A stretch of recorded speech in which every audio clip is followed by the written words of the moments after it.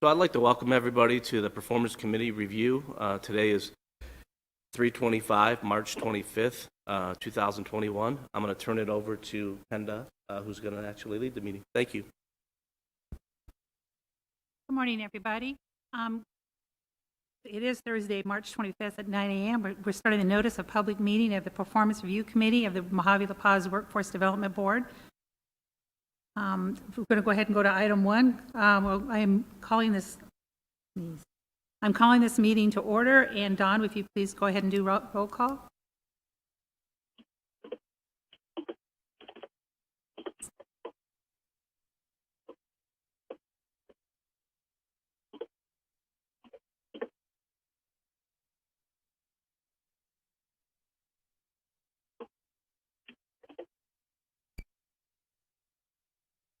Tom, would you like to come down and do roll call, please?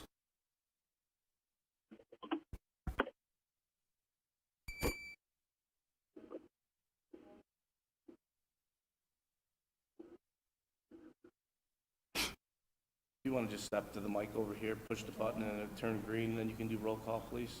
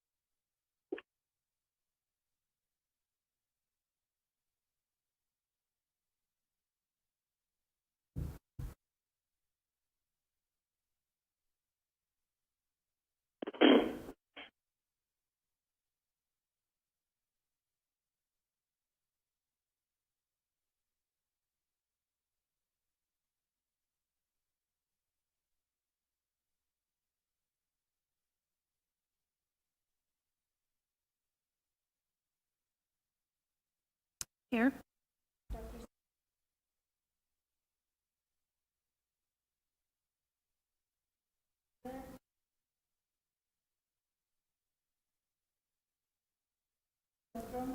Here. Rocky Becerra. Here.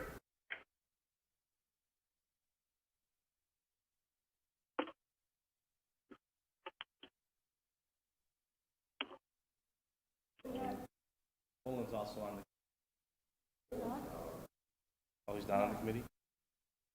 Okay, so we don't have a quorum.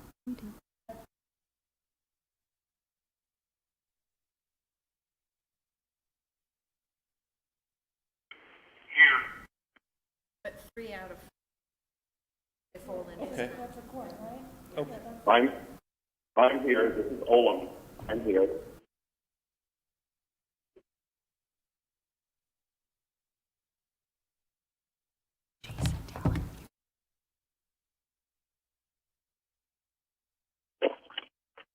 Okay, we'll go ahead and move forward. We do have a quorum.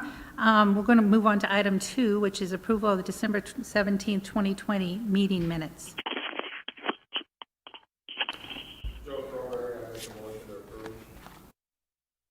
We have a motion. Do we have a second? This is Rocky. I second. Thank you, Rocky. All in favor, say aye. Aye. Aye. Any opposed? That being said, motion carried.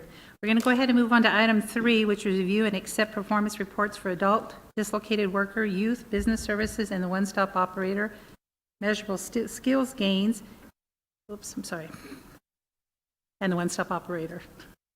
Director Smith? Thank you, Chairman Kendra. I'm going to turn this over to Mary Mendola to walk us through this. Thank you. Hi, everybody. Mary Mendola here.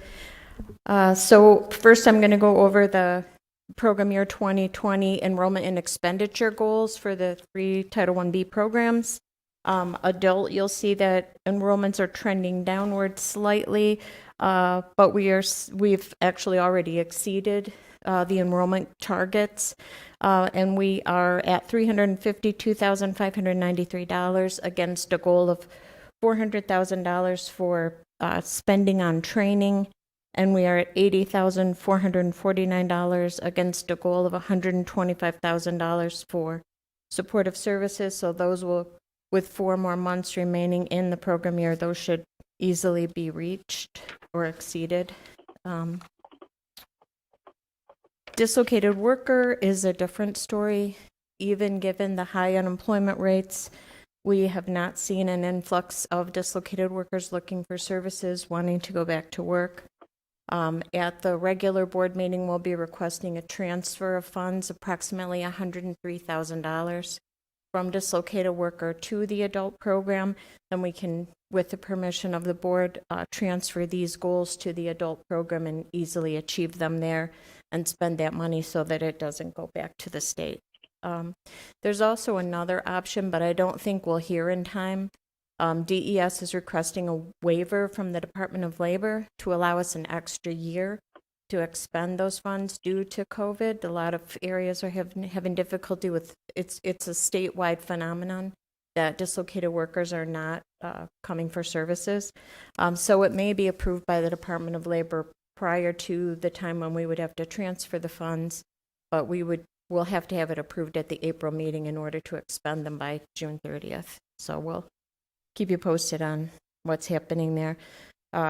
So yeah, over the past 2 months, we've only enrolled 1 dislocated worker. We have expended some funds on training.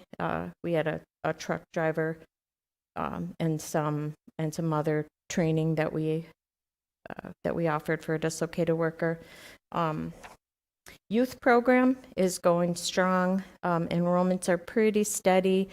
Spending is steady. We've already met, slightly exceeded the goal for WEX, which, if you remember, 20% of the funds that we receive have to be expended on youth training, on the job training, or WEX. We've already exceeded that goal. We are close to the total training goal. We're at 160,653 toward a goal of 185,000. So given 4 more months in the program year, that should be met. And we are at $43,565 for supportive service spending on the goal of $50,000. So again, that should easily be met with the 4 more months. Any questions on program spending, program enrollments? Okay, so we'll proceed to the OneStop operator. Jason Millen just started his new contract for the year 2021. He's on an annual contract rather than a program year, just given the time that we had to put out the RFP, request for proposal. So given his strong start from the previous year and the lower points needed because of the start, his requirements build over the course of the year. He scored 105 points out of a possible 105 points, so he's at a perfect 100% or a score of 5 on the matrix. We're doing great. He and Jennifer Hayes, the business services coordinator, have a great partnership. They are taking care of all of our EO assurances and EO monitoring, so we scored full points on that. He has conducted some core partner meetings.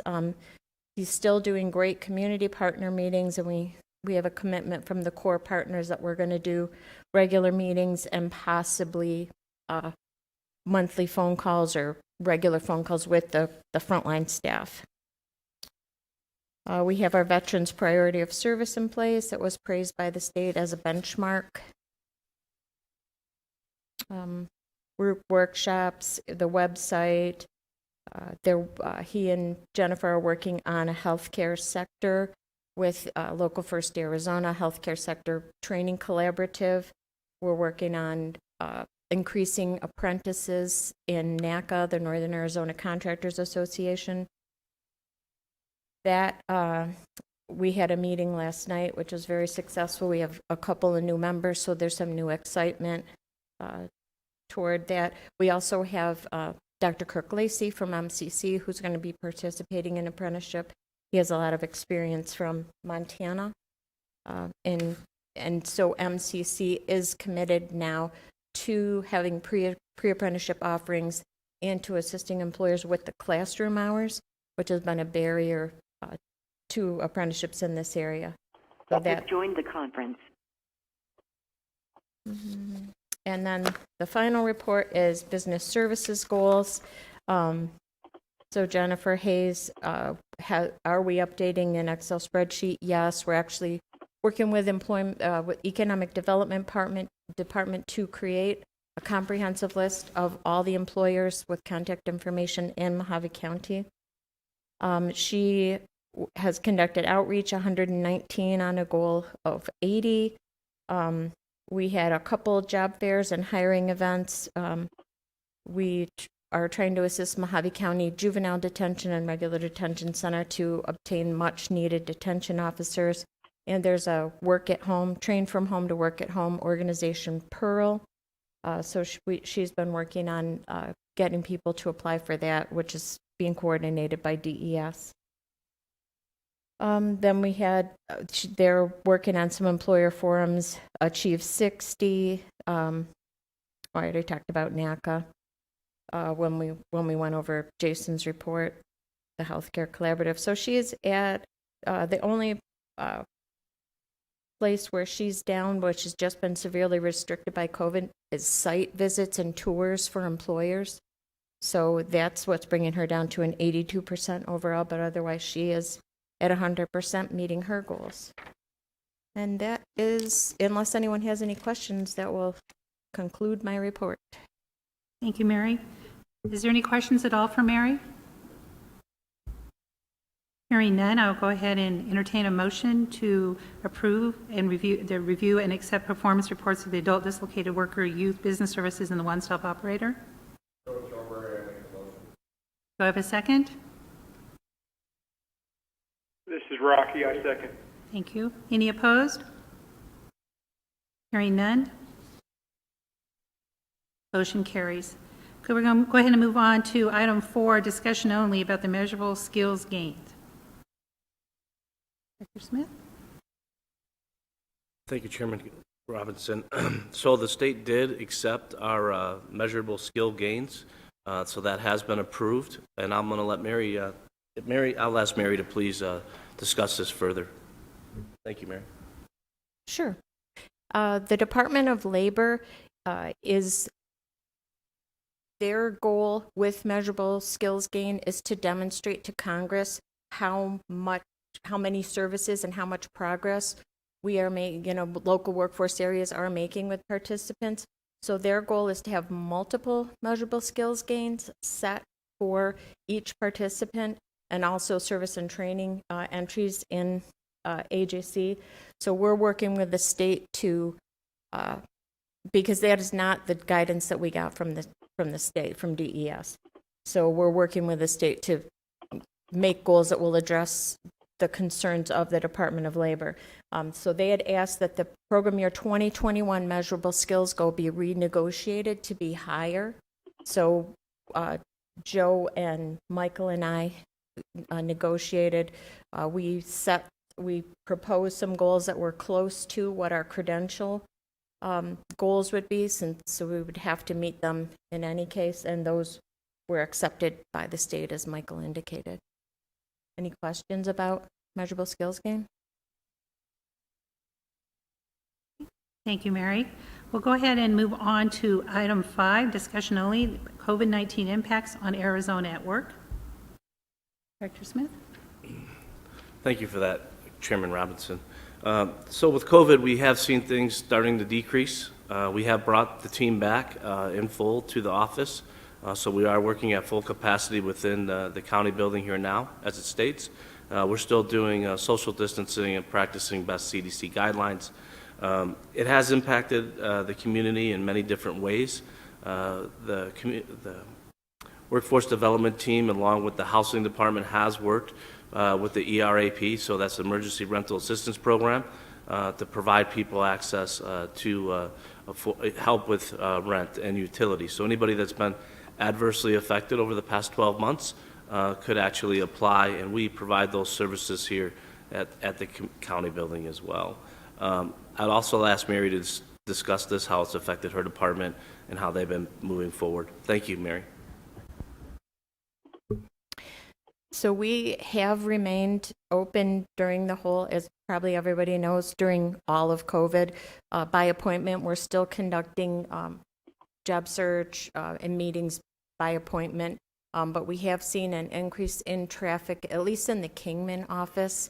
Havasu's remained slow, probably the slowest of all the offices. So we've been working with probation to try to increase some traffic there and drive enrollments. They're still doing some enrollments, but it's just at a lower rate than any of the other cities. Parker has picked up considerably. That's thanks to Sarah and James's efforts in meeting with the partners down there, and also Jennifer and Jason have been going down to talk with employers and just expand awareness of the services that we offer in that area. So hopefully by summer we can be more open. We still have limited, we have to do social distancing in the job center, so we're limited to 4 people in Kingman, 2 people in Havasu, and only 1 person in Bullhead City because that job center is so small.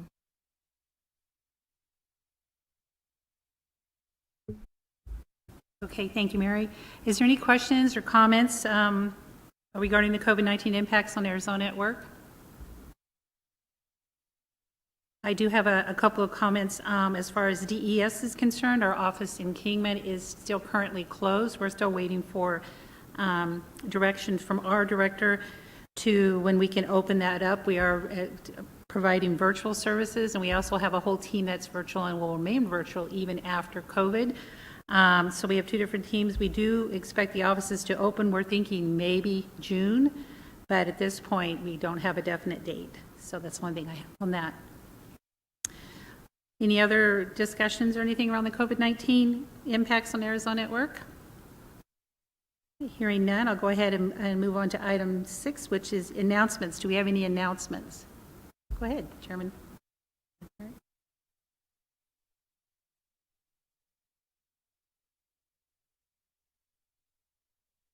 Good morning, everyone. Just want to start a conversation. I'm Joe Thornberry, Workforce Development Chairman for the full board.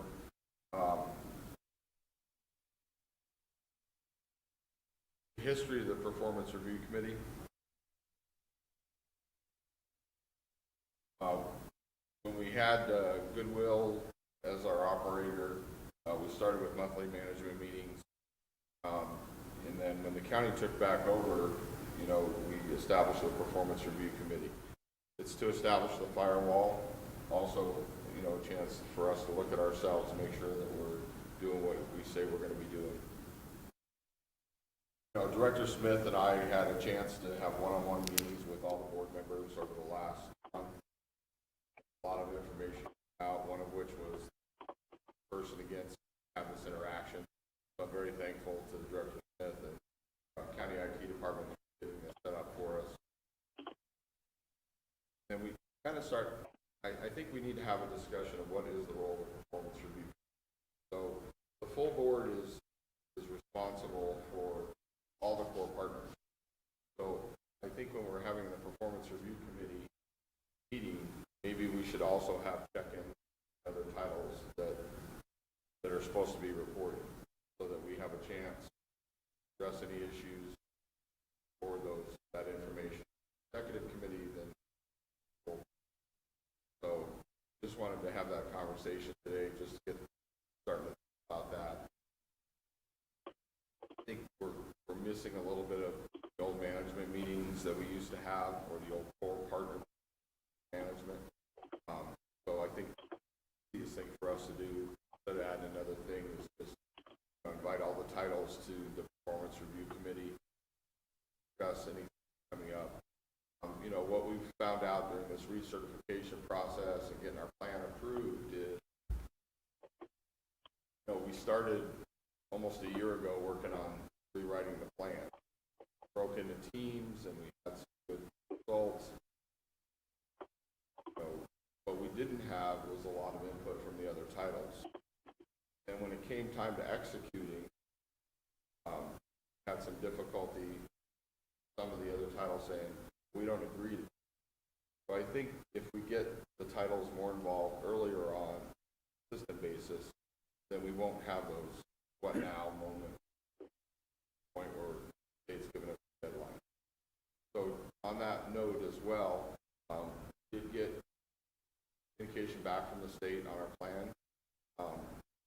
Mayor Mendola, Director Smith, and I have already had one meeting, gone over the results, had a very favorable results, things that need to be changed. The deadline to get that back into the state is going to be April. We'll be working on that. So just curious if anybody has any feedback on expanding the review committee a little bit more to encompass the titles so that we can make sure we're maintaining on a continuing. Joe, thank you. I actually am very, very much in favor of that because when we, like you said, when we started this was just a way to make sure we still had that firewall. We have gone so far now that I also agree that we need more participation. We need more people. So like you said, we don't get to the point where all of a sudden we have this deadline and we're running, trying to get everybody, or the other titlers are saying, wait, we're not on board with that. So I think if we get them to these meetings and we start inviting them to meetings and get their input right from the start, I think it would work out a lot better, and I think it would be a lot smoother. So I absolutely 100% agree that we need to do that. Thank you all very much. Thank you, Joe. Rocky on the phone, do you have any comments, concerns, or anything about that? You know, the only concern or comment that I would voice is the more it grows, the less effective it tends to be. So part of the reason we've been so successful is because it's been a smaller group. So I would just caution us about increasing the size of that group and kind of getting back into that larger scene where we may not have as good of participation during the meeting itself versus just having more people attend.